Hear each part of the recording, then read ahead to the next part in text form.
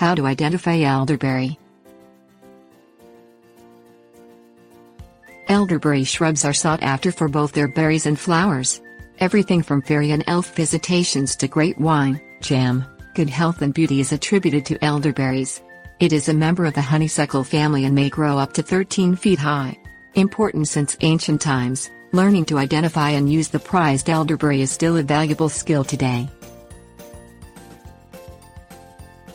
Things you will need: buckets. Identifying elderberry.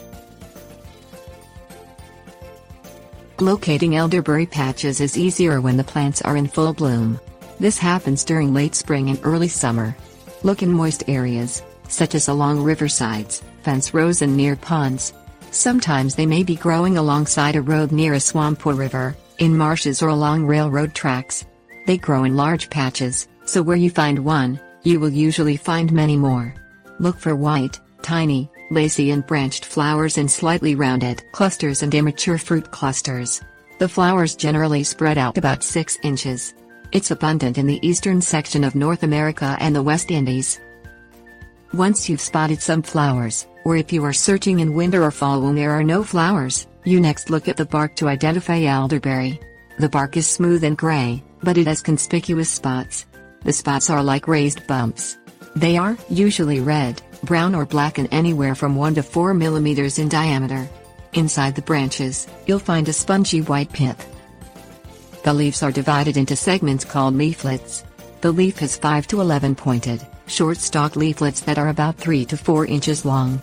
The serrated leaflets are oval-shaped with a pointed tip. The elderberry will ripen in midsummer or early fall.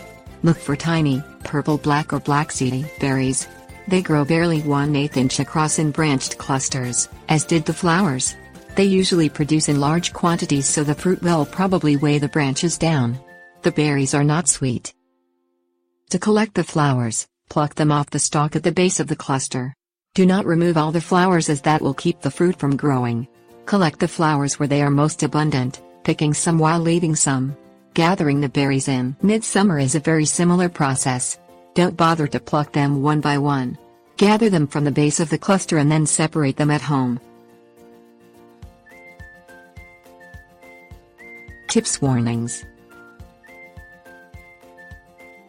Many people eat the flowers or make pancakes and fritters from them. Make tea or wine from the flowers. The berries are used for everything from jam to muffins, cakes and breads. Elderberries and flowers are used in a variety of cosmetics and folk home remedies.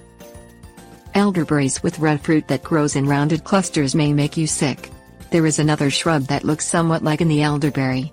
It is called Herculean club. It's important to note the differences since this shrub has poisonous blackberries. The Herculean shrub has a thorny, unbranched trunk.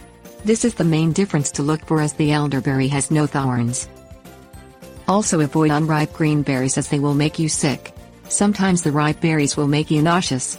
Cooking and drying elderberries removes any harmful effects you might experience from eating them raw.